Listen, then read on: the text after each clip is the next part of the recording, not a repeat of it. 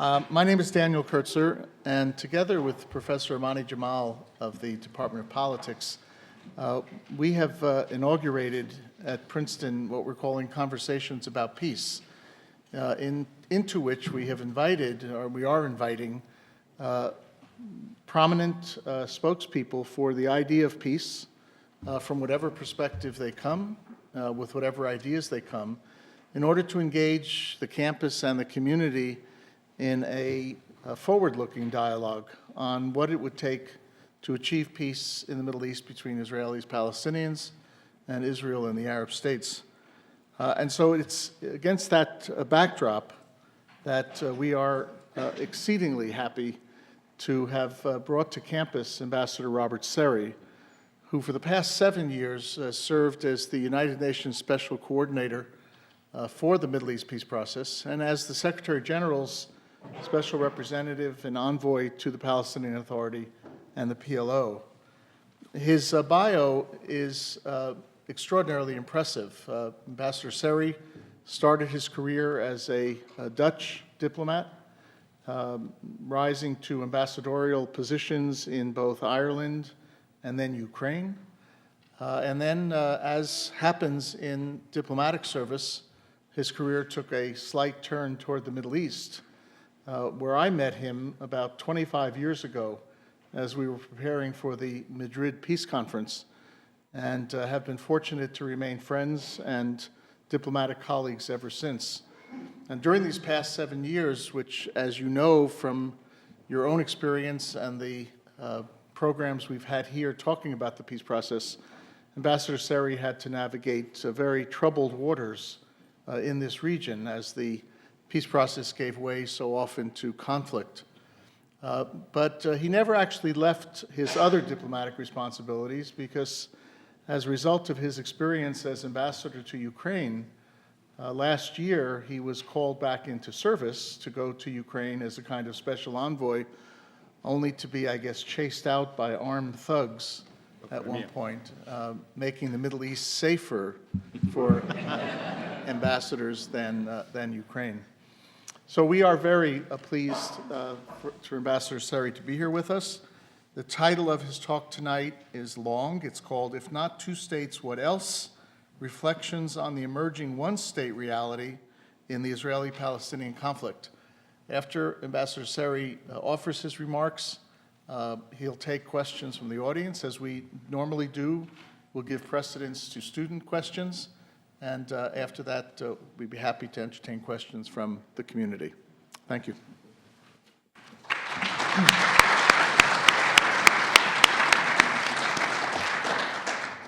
Dan, thank you for introducing me. And indeed, our friendship and cooperation goes back to the days of Secretary Baker, the Madrid Peace Conference. And I still remember, maybe this is a nice anecdote, I still remember that at the time, the conference, your plan A, was to hold that conference in the Peace Palace in The Hague. But it was, at the time, Hafez al-Assad, the president of Syria, who objected to the Netherlands because the Netherlands was still supporting, and one of the most supportive of continuing sanctions against Syria because of terror. Already an issue at that time. And then, in terms of all the preparations, you had a plan B, because I remember that in 3 weeks you were able to move that conference to Madrid. And it became Madrid. That was a disappointment for me. It's only one of my disappointments, by the way, in many, when it comes to the Middle East and trying to deal with what is such an intractable conflict. And that's, forgive me also for the title, that the title doesn't seem to be sounding that optimistic. If I want to talk about, if not two states, what else? And are we actually heading for what I have been terming already since 2012 in my regular briefings to the Security Council as a one-state reality? I'm talking here to you in a time that I think the two words even, peace process, have become emblematic actually for standing for failure.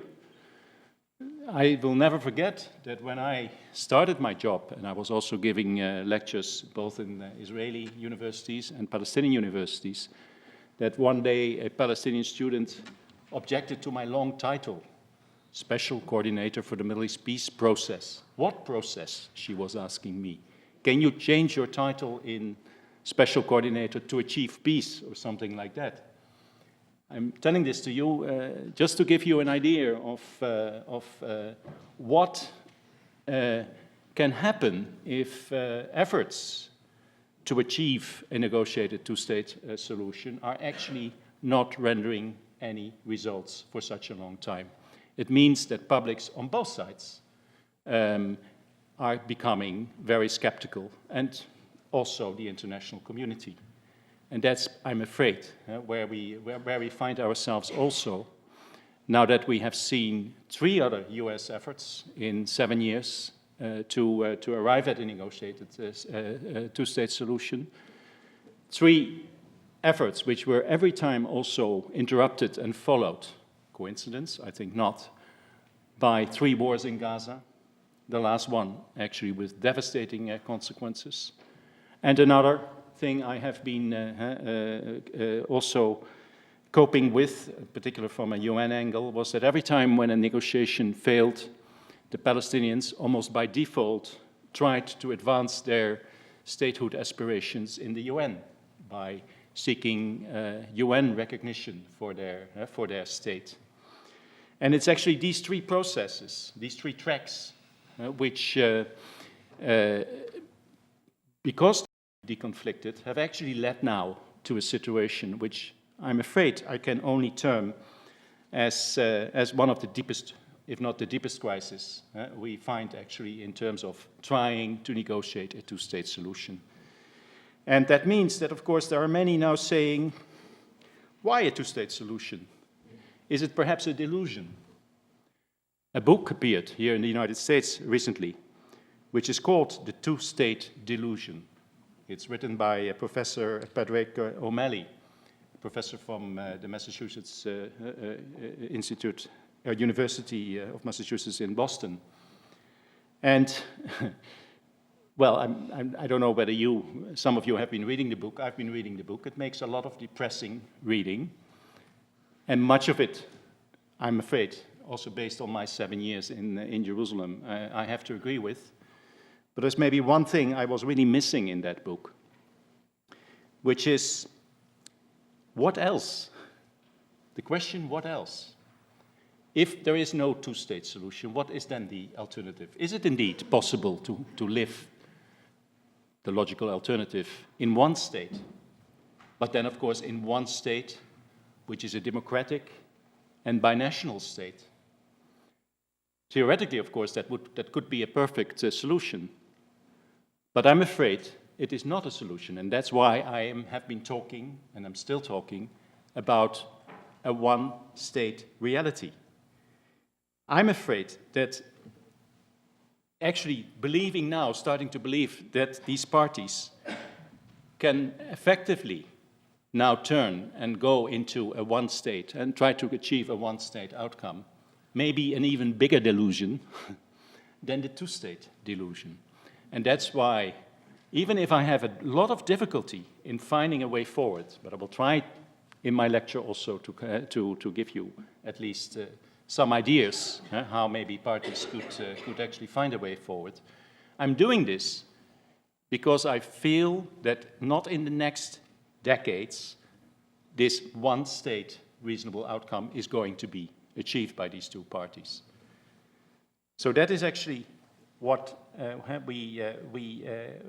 let me also tell you why I believe that, because I think it's important to go into this before I come back to the what could be done maybe to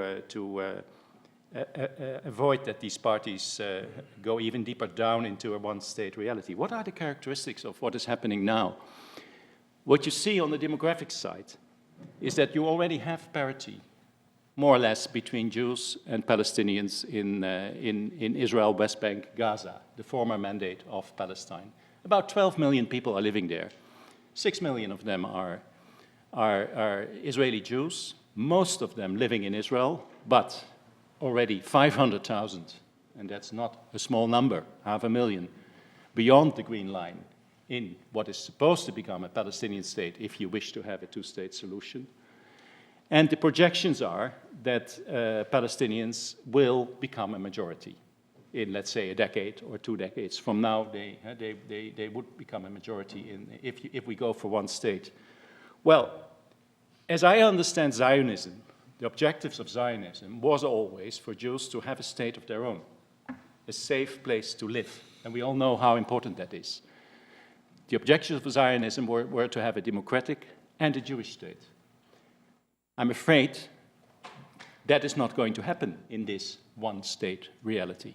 I've already given you some of the demographic reasons for it. So that should, in my view, be a big wake-up call for every Israeli who is really interested to live in a Jewish state, a homeland for the Jewish people. There are other issues here, also when it comes to the Palestinian side. We have, as you know, a Palestinian society which is by now deeply divided. It's divided between an authority led by President Abbas in the West Bank, which has been trying to negotiate a two-state solution and failed to achieve it over the 20 years. This has had very deep and adverse consequences, in my view, within the Palestinian community, because the failure to achieve it led to the advances and the rise of Hamas. Hamas in Gaza, which is an Islamist movement, and which until today is unwilling to even recognize Israel. If you have this disunity between the West Bank and Gaza, it means demographically again that if you can take Gaza away, that actually there will be a majority for quite some time to come in let's say, an Israel-West Bank state. I'm saying this because this is very much also an argument used by the right wing in Israel to actually say, well, why should we be too much bothered about this situation? We can go on. I think this is actually what they're condemning themselves to is mutually assured unhappiness. And on the Palestinian side, I must say that, of course, their continued disunity is also a driver which brings us away from a two-state solution. But the main driver, I immediately should add here, is settlements. If you ask me, what are the reasons why over 20 years it has become even more difficult, ever more difficult to even conceive of a two-state solution, it is actually settlements. Let me also explain to you, I've been working for the United Nations, what the view of the international community is on settlements. According to the Fourth Geneva Convention, you are not supposed to bring your own people into territory which you have occupied. That's basically the legal basis why the international community is saying settlements are illegal. But this is not only a legal issue, I would like to add and say to you. Because if you want a two-state solution, also from an Israeli perspective, why are you then building a house in that other state? That simply doesn't make much sense. And that's why the international community has been saying this already for a long time, including the US, more recently, of course, Secretary of State Kerry, that continued settlement activity is actually not going to help the parties to achieve a two-state solution. Can make it, I think I should say it's stronger, that it is an obstacle to a two-state solution. So basically, I've been giving you some of the reasons why actually the parties are not heading at the moment towards a two-state solution. I think I should add one other one, which is that this conflict is increasingly becoming a national conflict, becoming religious. In fact, it has always had a religious dimension, because, as I see it, this is a conflict between two national movements which are contesting the same sacred place. And you know all what I mean. It is the old city where you have, for the Palestinians and the Muslim community, you have the Haram al-Sharif, and you have, which is for the Israelis, the Temple Mount. That's one sacred place.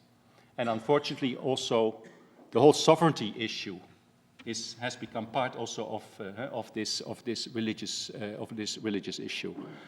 And what I have seen happening now is that you see it on both sides, that because of the failure of the secular movement, which is PLO, Fatah, the failure of Arab nationalism, if you think more regionally in terms of what is happening, what you see is that Islamist movements, not only, of course, in the Palestinians, but everywhere in the region, are rising, and that the secular space is shrinking. Well, that is not good news from a Palestinian Arab perspective to achieve a two-state solution. But I should immediately add that similar developments are also taking place on the Israeli side, where you see that the religious settler movement, but also the so-called national religious settler movement, which is led by Mr. Bennett, who is now a member of the Israeli cabinet, is somebody who is opposed to a two-state solution, because for him it is almost like a mirror image with Hamas. He claims Eretz Israel. He sees what in their view is Judea and Samaria as the historical heartland for the state of Israel. If such views, such narratives are only going to be strengthened, and they have been strengthened, I've seen it strengthening, getting stronger during my 7 years in Jerusalem, then of course that is also bad news for achieving a two-state solution. So, what can be done to avoid, as I said already, in my view, mutually assured unhappiness? Certainly doing nothing is not an option, nor staying the course and repeating what we have been trying to do. You know, I'm here in an academic environment. It was Einstein who once said that if you repeat the same experiment and you expect a different result, it's a definition of insanity, right? So what are we doing? So here I feel that if both, first of all, the parties, but also the international community is not learning lessons from 20 years of failure, then yes, the two states, the one-state reality, in my view, not a solution, will only deepen. And I must tell you also that since I've left, I left Jerusalem in April. I haven't seen anything yet that would make me hopeful that we are actually going to see a reverse of this trend anytime soon.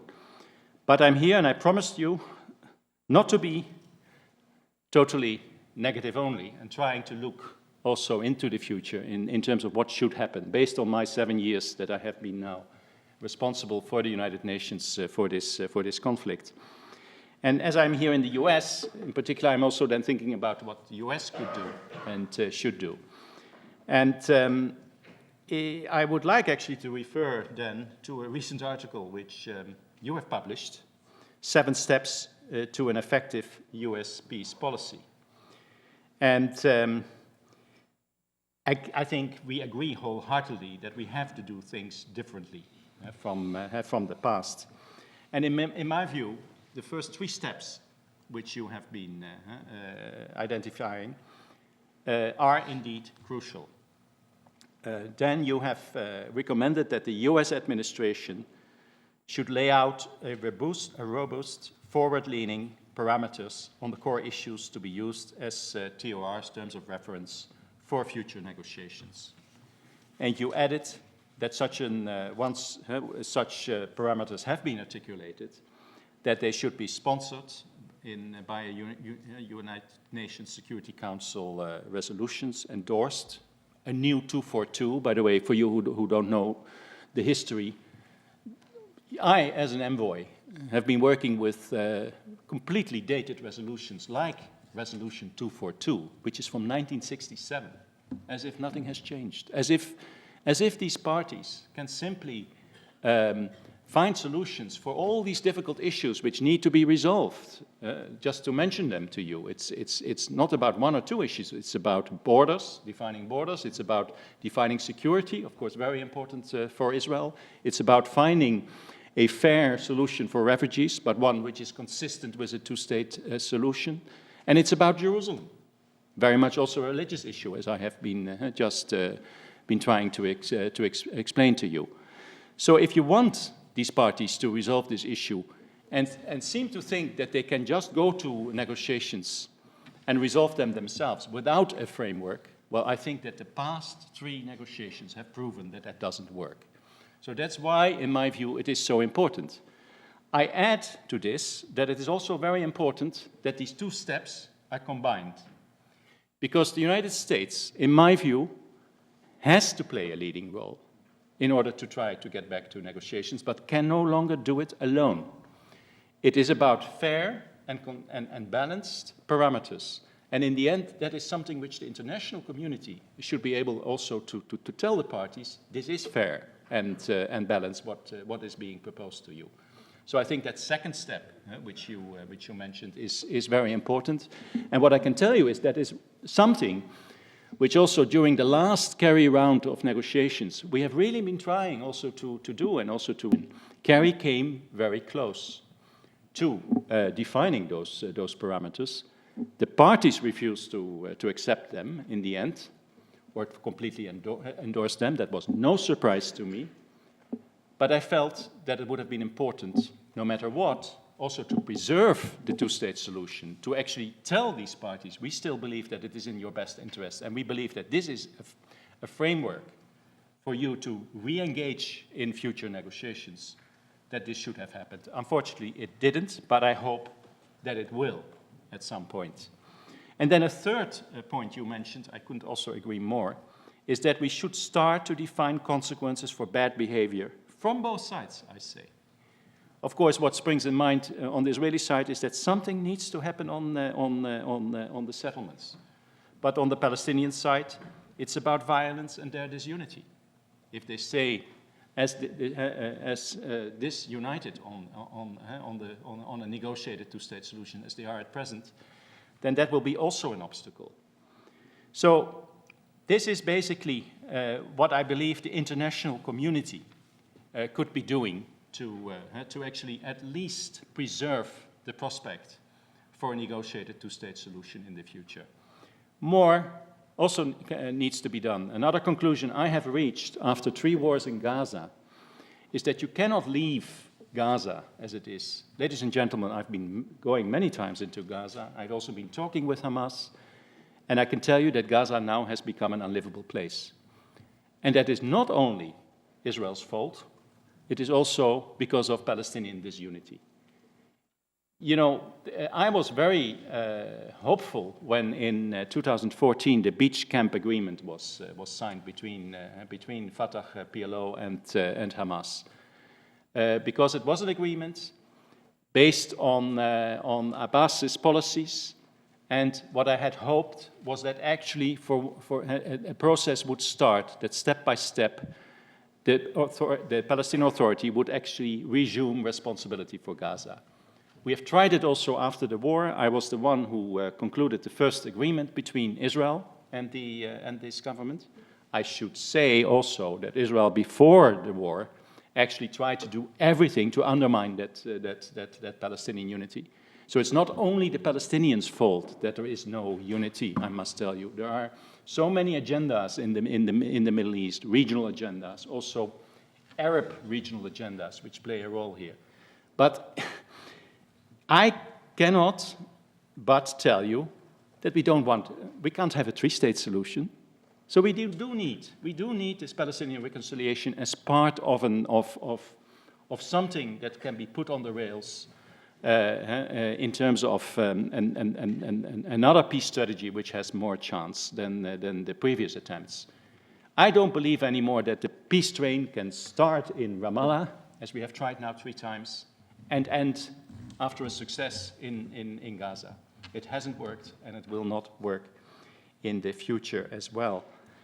And if I have now been putting a lot of emphasis on the need on the Palestinian sides to reconcile and to do it in a way that actually makes a 2-state solution possible and doesn't undermine it, I should also say, of course, that on the Israeli side, they have to do something about settlements. I can't see how a renewed process would work.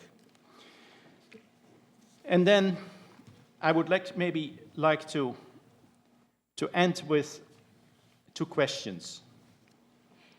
I've been telling you how important, in my view, the religious dimension has become. So it is important also then to try to see how that can be diffused. Well, then you have to address the issues in Jerusalem. If you look at the past negotiations, that issue, the religious issue, what should be done with the old city, has always been kept for the last, to be resolved when all the other issues would be resolved. We would hope that actually also the puzzle would fit also by finding a solution. I remember also then, and I think you were probably involved in it at the time, that in 2000 with the Camp David discussions, it came up as the very last issue, and it failed because nobody had a mandate actually to resolve the issue. I think that's an important lesson to learn, and I feel that probably what the parties need to think about is something like a Good Friday Agreement type solution, which means defer the issue of sovereignty over the Haram for the Muslims and the Temple Mount for the Jews. Why is it a sovereign issue? Give that sovereignty to God, and actually agree that there will be a joint arrangement for the old city. I can't see how the old city can be divided. And again, Dan, you have been once publishing an article together with Michael Bell, the Canadian colleague, about how that could be done. And in my view, rather than keeping this for last, maybe we should actually revisit these ideas and see whether this religious dimension of the conflict can be actually diffused. Not resolved, but diffused. I feel that is very important. And my second question, and this is just a question I'm actually putting here to myself, but also now to you and to the parties, is it possible to envisage two states with two recognized and secure minorities enjoying equal civil rights in each other's state, and based on joint security and other arrangements? Now, why am I asking this question? Israel already has a minority, a very significant Palestinian minority. 20% of the population in Israel is Palestinian. Native Palestinians, they were the ones who did not leave in the 1948 war. They have now become such a sizable minority, but their relationship with Israel, with the state of Israel, has never been defined. And in fact, what we have seen is that they have been alienated, and that it has come now to a situation that there are also these Israeli Arabs, Palestinians, involved in the terror attacks. These terror attacks don't only come anymore from the West Bank, they come mostly at the moment from Jerusalem, the East Jerusalemites, who are also under Israeli control, not Palestinian control, and they come from inside Israel. So I think it is high time for Israel also, and for that community, to rethink their relationship. And the question I'm putting you out, I have no answer, by the way, but the question I have here is that maybe a two-state solution, in the end, it will not happen overnight, where you have actually two minorities. And why am I thinking about a Jewish minority in Palestine as well? Because I know that for many of those settlers, for religious reasons, it will be very difficult for them to leave. So if they are willing to become law-abiding citizens of a Palestinian state, then why not? I know there are many security issues. I see some people already shaking their heads. But I'm still putting this question here because I have stopped to believe in the classical two-state solution based on full separation. First of all, what full separation? You will always have a 20% minority inside Israel. And that's why I'm putting out the question. I don't have an answer, but I've promised that I would also give you some ideas which I feel are important to discuss now, because we do need a fundamental reappraisal of the two-state solution in order to keep it alive. And the reasons why I feel you should keep it alive, and we should keep it alive, I think I have already given in my talk to you. because otherwise it is the one-state reality, and I'm afraid that means mutually assured unhappiness. Thank you. Thank you very much.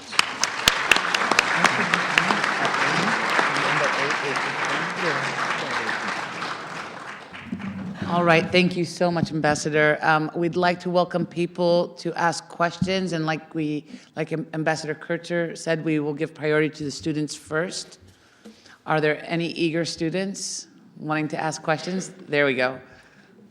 Hello. Thank you for coming out today. My name is Abhiram Karupur. I'm a freshman in the chemical engineering department. I just want to ask you a question. With the signing of the Iran nuclear deal, we know that Iran has been a major source of funding for Hezbollah and Hamas and a lot of the organizations in Palestine. What do you see as that effect with Iran opening up to the world on the effect of the Israel-Palestine negotiations that are ongoing? Mm-hmm. Yes. Maybe you want me to take every question, or? I think you can answer it. Yeah. Well, I think this is a very good question. Of course, I have not been dealing too much with the regional aspect of this conflict. Also because I, by the way, do not believe that this is the mother of all conflicts in the region. It is a very important one, and it is certainly going to pour oil on the fire if we don't resolve it.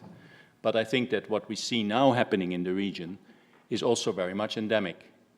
It is all about failure of Arab nationalism, not only because they failed to liberate Palestine, but also because they failed to answer to the needs of the people in these countries. Needs, by the way, which have been addressed already in 2002 in a UN development report, written by Arab experts, telling the world and these countries that they were on the wrong side of every development indicator, whether corruption, whether gender, whether income and inequality, all these kinds of things. So that was for me the explanation of the Arab Spring. But what we, of course, we have seen was that the Arab Spring turned into a very hot Arab summer. Sorry, that was not your question, but I think it was important to also give a little bit the context of this conflict. When it comes to Iran, yes, Iran is certainly viewed by Israel as an enemy, a very dangerous enemy, in particular because it is funding and also supplying, in particular, Hezbollah with weapons. By the way, the relationship between Hamas and Iran, after the Hamas leadership decided, because of what was happening in Syria, to leave that country, is not as close anymore. I think it's more other movements like Islamic Jihad at the moment who get support from Iran. You can look at this, your question in two ways. I certainly hope, and maybe that was also the gist of your question, that actually opening up, that if Iran is opening up to the world, that actually that can help. Also, in terms of resolving the Arab-Israeli conflict, and in particular the conflict between Israel and the Palestinians. But it is, as always, in that region, more complicated than that. I must tell you that also, based on my own talks with Iranian diplomats, that's the good thing of the UN here in New York, not so far from you here. You know, this is the one theater where everybody talks with each other. And I have also been able to talk with Iranian diplomats. I don't feel that for Iran, other than that you hear in the ideology, that actually this issue is so important. If a resolution could be found for this issue, and this is also what Iranian diplomats have been indicating to me, Iran will not stand in the way. So maybe that this nuclear deal, if it is implemented, that's a whole other issue, can actually help us, yes. Over here. Good afternoon. My name is Michael Smits. I'm a student here in the Woodrow Wilson School. Thank you for taking the time to be here, and I appreciate the seriousness of the work you did the last 7 or so years in the region. I found perhaps a bit disturbing in the rhetoric, the layout of a parallel in which I think you called member of Knesset Naftali Bennett a mirror of sorts to Hamas, settlements a sort of comparative point to the terrorism coming out of Gaza, or East Jerusalem. I've spent time living in the region. I have family still there and active on both sides of the conflict. What I'd like to understand is whether it was with member of Knesset Lieberman and accusations there, or when a young American is killed in the West Bank, and there's a parallel now between a settler, which you mentioned settlements are an issue, but also terrorism is an issue. He was killed by a terrorist. How do you expect the actors in the region to trust international bodies when the sort of rhetoric used seems to create an equivalency between what I think is largely disparate actors? Well, first of all, I don't think that I wanted to suggest an immediate equivalence between what you are now saying. I know that Hamas is an organization which uses violence. And that violence, by the way, has been condemned by the United Nations and by me personally, I don't know how many times. And not only by making a statement, also in my own context with Hamas inside Gaza, we made it also always very clear that any possibility for them to get in the picture, if they want to get in the picture, starts with non-violence and stopping do this. I am also myself incensed by what I hear from Hamas now when there is another knife incident, and they welcome it. And I have also been, while I was still in function, making very clear that was totally unacceptable. So I take your point.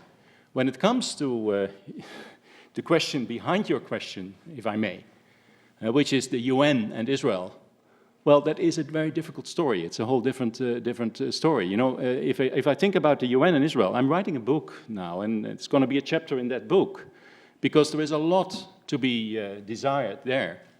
And it started on a happy note, may I remind you, Resolution 181, which gave Israel the birthright, and it was actually resented at the time by Palestinians and the Arabs. But then the UN changed, also the membership of the UN changed. You got automatic majorities, as Israel sees it, in the General Assembly, which have been even passing a resolution like Zionism is racism. You know that has been rescinded since. But I want to be very open with you. I have always tried, because for a mediator it is very, very important that you have, that you are respected as fair and balanced by both sides. But on the Israeli side, for a UN representative, that was sometimes very difficult. I felt sometimes a bit like Sisyphus, you know, trying to kick a boulder up the mountain, and every time it came back to me. Also, for instance, after the last war, the Third Gaza War, where the UN played an important role behind the scenes also to help the parties. Also because we had contacts with Gaza, I must tell you. That was why we could help actually also to achieve humanitarian ceasefire and in the end also an end to the war. You need to have contacts with your enemy.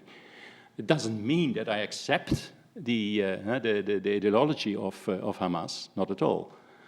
But what I have been seeing afterwards was, again, that, of course, you had the Human Rights Commission asking for an inquiry. The inquiry was immediately rejected by Israel because it came from the Human Rights Council. So there is a lot of bad blood, unfortunately, between the UN and Israel. And that wasn't easy for me as a mediator. Thank you. Okay. Thank you. Over here. Hi. Thank you for coming to speak today. My question is about Palestinian unity. You mentioned earlier that you were hopeful when the unity government was negotiated between Hamas and Fatah, and how you were hopeful that the Palestinian Authority would eventually take control or institute a similar form of government within Gaza. And while it was very clear in 2014 that the Israeli government was very hostile to the formation of this government, its collapse wasn't solely due to outside factors. There were internal factors as well. You know, you have disagreements over salary payments. Yeah. You have disagreements over tension between the military and political wing of Hamas itself. You have rogue actors like the Kawasama tribe in Hebron. And my question is, it seemed that you framed your argument as if Palestinian unity was a prerequisite for negotiating a final two-state solution, but it seems like negotiating even that unity between these two actors is as difficult as negotiating one. I mean, maybe not as difficult, but still it's a very difficult task. Would you agree with that? Do you think Palestinian unity is a prerequisite for coming to a final settlement on a two-state solution? And two, what are the obstacles or transient factors that would affect such a future agreement on unity? Yeah. Well, on your first question, prerequisite, I can be very short. Yes, I said it already, we don't want a three-state solution. You need a two-state solution. So in the end, you need Palestinian reconciliation. Now the question is, of course, how do you get that? And can you get it also in a way that it is actually going to help efforts, future efforts to achieve a two-state solution? Well, I found out by experience that that is a very difficult question. You mentioned, for instance, the salary payments and what happened after the beach camp agreement. You know, in my own roller coaster experience with the Israeli government, I was first almost kicked out by Lieberman because he suspected me to be involved in trying to do something about the salary issue, which, by the way, for people who do not fully understand this was about paying the civil servants of Hamas in Gaza, which hadn't been paid for a very, very long time because of the fact that all the tunnels were closed by Egypt in illegal tunnels. It's a complicated story always in the Middle East, I'm sorry. But it was a crucial issue in reconciliation because it was one of the reasons why Hamas almost was forced to accept a reconciliation agreement. And Hamas expected their employees then also to be paid. I was asked, indeed, to look into the matter. Before I knew, I almost received my ticket to go back to Holland. And then what happened after the war? Israel made a complete change in terms of its policies. It actually asked me to broker an agreement between that government of national consensus they wanted to kill before the war in order to have reconstruction materials in. And also, believe it or not, we actually carried out a humanitarian payment, the UN very quietly, but we did a humanitarian payment to these very civil servants, and that couldn't have been done without Israel actually allowing it. So I give you this just as an example of how difficult also this whole issue of Palestinian reconciliation is. But it needs to happen, because otherwise it is another driver driving the parties away, and in particular making Palestinian efforts to achieve a two-state solution in the future even more difficult. And I told you already that also after what I have seen in Gaza, this last Gaza war, ladies and gentlemen, was devastating. Gaza is destroyed. Gaza is an unlivable place. So how can we talk even about peace if that would not be addressed? That's also why I tried to in my last months in the function I had, I tried to do everything to actually get serious reconstruction going. Proved to be very difficult. Why? Because that reconciliation wasn't really happening. We needed a government in Gaza to be responsible. It didn't happen, and that's also why the reconstruction is taking place so very slowly. I remember the words of my Secretary General at the end of the war. Are we going to reconstruct Gaza to see it destroyed for a fourth time, for another time? But that's basically what we're doing now. Because if there is no political, and everything what we're talking about, ladies and gentlemen, it's not because of the weather, because of nature, it's because it's all man-made. So we need political solutions to really resolve these issues. And if there has been one frustration also for me, is that in these 7 years, I haven't been able to do much about Gaza. Thank you. Over here.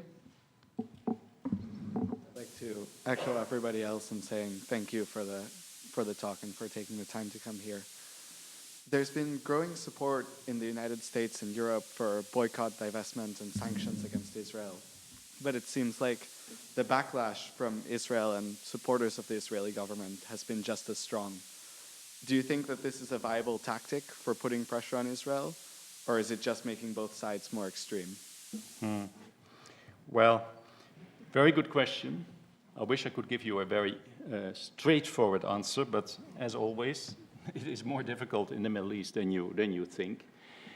I've said it in my talk to you, that if you allow parties to continue bad behavior, that's not a good idea. That in the end undermines your credibility. I feel that the international community has been a champion in cheering these parties for 20 years on to negotiations, but we were not looking at bad behavior. By the way, from both sides, I say, not only from the Israeli side. Now, on the Israeli side, it is, of course, in particular the settlement issue, which is now also making efforts to achieve a two-state solution more troubling. So we need to do something about it. Is the BDS the right answer? I don't know, to be frank, because I don't believe that actually boycotting contacts, in particular when it comes to contacts between the parties, is a good idea. And I can give you an example. Some of you may know about the East-West Divan Orchestra. It's Palestinians, Israelis, even Iranians, Egyptian musicians. They're all under the maestro Barenboim playing in one orchestra, and it's wonderful actually to see them perform. By the way, I got Barenboim in Gaza to actually perform, not with the divan, but he gave a peace concert in Gaza I think in 2011. So that means that Hamas was actually willing to allow this, just as a little glimmer of hope, I can tell you here. But now I come to the BDS. People who believed in the BDS campaign made it impossible for me and the maestro to organize a concert of this wonderful orchestra in Jerusalem. Jerusalem, which has very, and of course in the Palestinian part of Jerusalem. It was going to be held in East Jerusalem. Well, that is a bad example, in my view, if even these kinds of things are no longer possible. So yes, parties have to be, and also civil society can play its role in actually increasing the costs of bad behavior by both sides, but not in a way that it precludes such activities. Thank you. All right, thank you. We'll take a question here and then here. Thank you. Thank you very much, Mr. Ambassador. My name is Jim Cole. I'm a class of 61. I hope you don't think I'm impertinent in asking you to speak into the microphone. Sorry. When you talk? Yeah. Okay, good. How desirous do you feel the leadership of Israel in the person of Benjamin Netanyahu and of the Palestinian Authority in the person of Mahmoud Abbas is for any kind of solution? Mm-hmm. Yeah.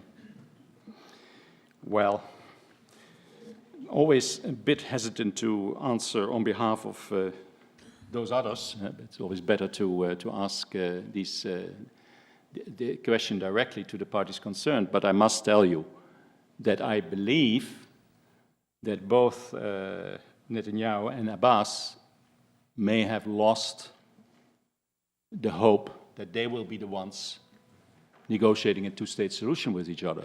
I think that is definitely the case on the part of President Abbas. But it may be also now the case with Netanyahu. It shows to you how deep, in what kind of a deep crisis we are. But it is so. We may need a change of leadership, yes, on both sides before we can see things to turn better again. Okay. Over here. Thank you. Yes. Thank you very much for coming by and sharing your ideas. It's nice to be able to hear them. I have a different perspective than you do. I am enthusiastic. I see great prospects for the Middle East, Israel in particular, and an evolving a movement which is evolving with growing initiative. We see it here in the United States as well. And part of it is a reaction to the current administration and the initiatives that they've taken. And part of it is a reaction just to a changing perception of priorities in both America and in the world at large. And I'll give you an example. Right now, America, or the United States, is engaged in a period of introspection where we're listening to presidential candidates articulate their visions for the future. And indeed, there's tremendous excitement with growing audiences watching debates because of what's being discussed and what's being said.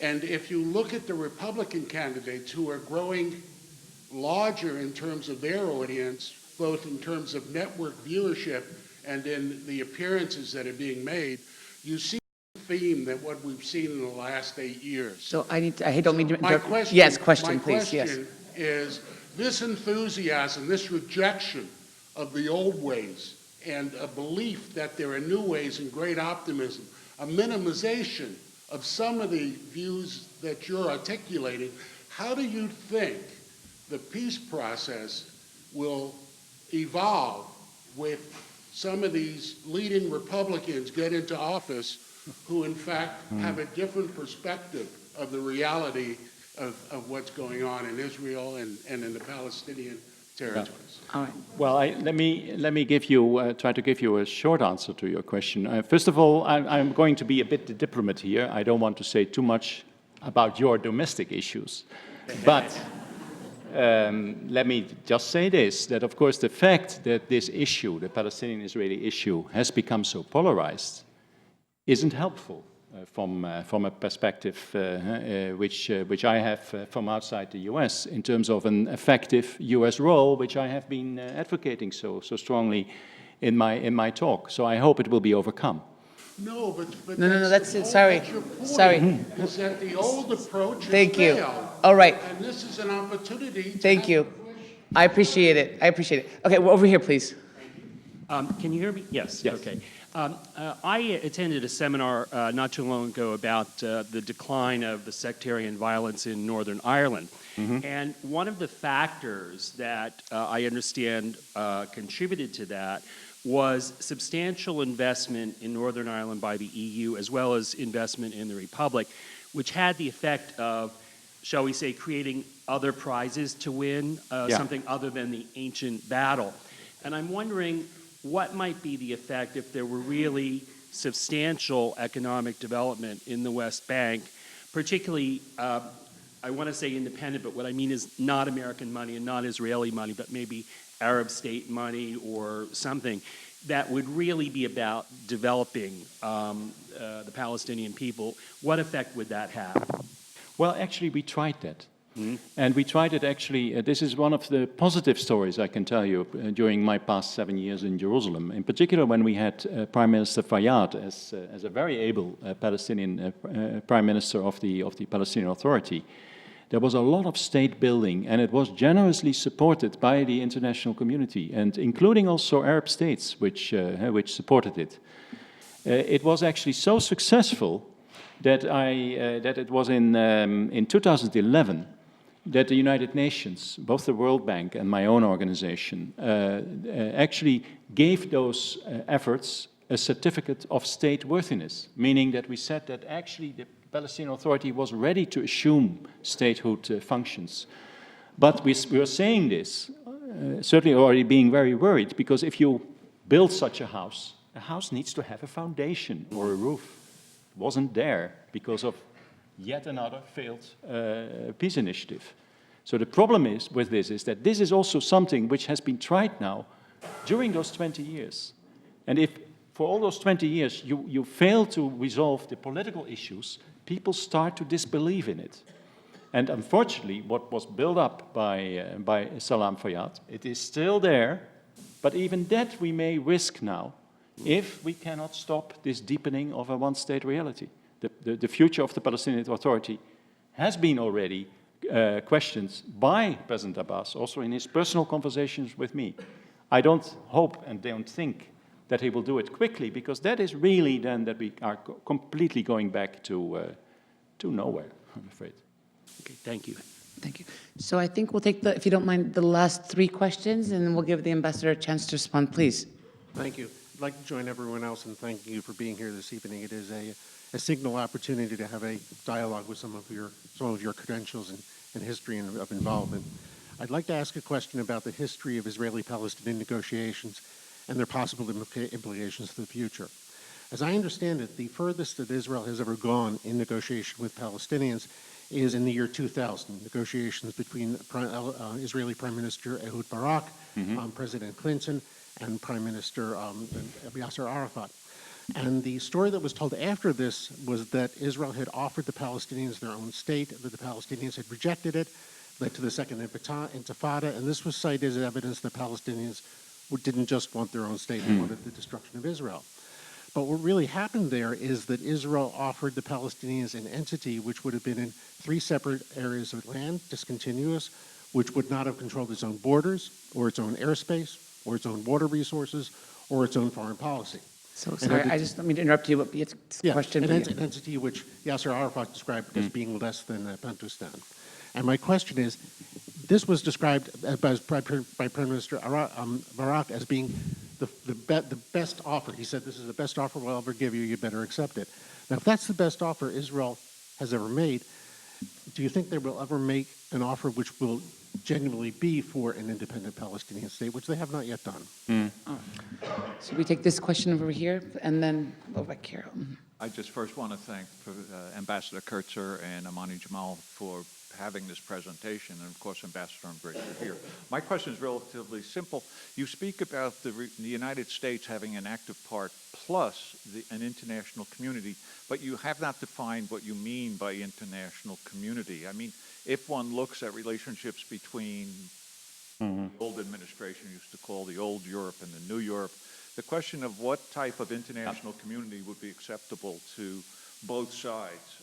Could you define that? Yeah. All right, thank you. And then over here, please. You talked about settlements and how they were obstacles, and we've heard that before many times. Yeah.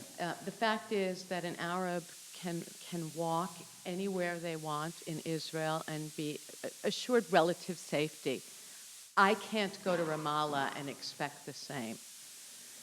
Is that the question? No, that's not my question. Okay. The question is, if in fact you believe that 2 minorities can live in both states, which one, we know they can, and we've not seen evidence of the other side, and in fact 99% of the Arab world is Judenrein. It's free of Jews. Jews are not allowed to live in places. How can you even think that the settlements would be a problem if you believe that 2 minorities can live together? Isn't that part of your saying that if that can happen, the settlements are essential? So, Well, okay. so Yeah. how does that jive with your expectations? Thank you. That's a very interesting and also difficult question. But let me first answer the other 2 questions first. First on the offer, the Israeli offer. You referred to 2000. By the way, there was a serious offer, I think, also made by Olmert in the Annapolis round in 2007, 2008, which was in some ways also very interesting, in particular what he, for instance, suggested for a solution for Jerusalem. I feel that if you want to learn the lessons from these previous negotiations, I think I have already been saying it, you have, as an international community, to give these people, both Israelis and Palestinians, a fair framework, a level playing field. This is a conflict which in one way is a very unequal one when you look at the strength of Israel and the strength of the Palestinians. I know that Israelis look at it differently because they look beyond Palestine to the Arab world around, and we have talked also about Iran. But this is a conflict where you need a mediator who is considered to be fair and balanced. And I have already been making it clear, in my view, it can only be the US, and I come to the second question, that it also needs effective support by the international community. In terms of the offers, and you were asking me, was it good enough, what Barak was proposing, or what Olmert was proposing? Evidently not good enough for the Palestinians on the other side, in both cases, I think. It means, again, that I think every new negotiation round needs to be based on something more solid than these negotiations. And we have been talking about this before our talk, Dan, that in 2000, The very issue of Jerusalem, what in a way is the crux of the matter, the question of whether there is going to be sovereignty over the Haram al-Sharif or the Temple Mount or not, it came up at the very last minute. Nobody had really been thinking very deeply about it. So these are the lessons to be learned in terms of any future two-state negotiations. But I don't want to be the judge here now of whether the offer which Barak made was a good one or not. I think that we need to learn the lessons from these failed negotiations. Now, in terms of the second question I got, you know, we have a thing called the Quartet, the Middle East Quartet. I was actually also an envoy for the United Nations to the Quartet. The Quartet is comprised of the United States, the European Union, the UN, and Russia. And basically, the Quartet was set up during the Second Intifada as a way to strengthen the international community's role alongside the US. Has it worked that way? I wish it had worked that way, because I think then we may not have been in the situation in which we find ourselves now.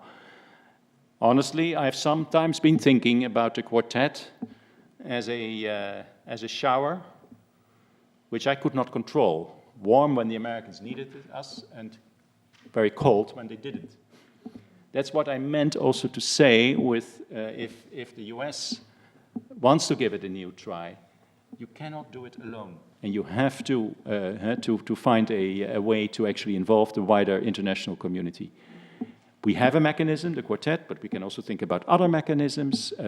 I think a European-US dialogue is very important at this moment to actually try to get at a joint strategy for picking things up when we can. And then that last question about settlements and the fact that Jews cannot come to the West Bank, and it's true that it's their own government, by the way, which has forbidden them also now to enter the territory of the Palestinian Authority. You can see that everywhere when you enter by road the Palestinian Authority, Israeli Jews are told not to do so. That's also why I put that as a question to you, what I was thinking about. It is not for me, certainly don't misunderstand me, it is not for me to legitimize what is in my view and what is in the international view. A settler is an illegal person where he is at the moment. But you always have to look also at the narratives of both people. It's not the way a settler thinks about that. He thinks I'm nuts. For him, it's Judea and Samaria. It's the historical heartland of, in his view, of Israel. Well, if that's the case, then you have a problem. I come back to the religious issue, which has become so important in this conflict, and that's why I'm thinking that maybe we have to think also about a future where, in the end, also some settlers, in particular religious settlers, wishing to become also then law-abiding Palestinian citizens, as the Palestinians in Israel are, that is something we should not rule out. I'm saying this also because, as I have told you, that I don't want to give up the two-state solution. I am very pessimistic about the attempts which we have been trying so far, which is to get a kind of a maximum separation between these two people, a kind of a divorce. You there, we here. It's not the reality any longer on the ground. And these realities are important, and that's why I have put it as a question to you, not having actually an answer to my own question. On that note, I'd like to take this opportunity to thank the ambassador for joining us this evening. Thank you.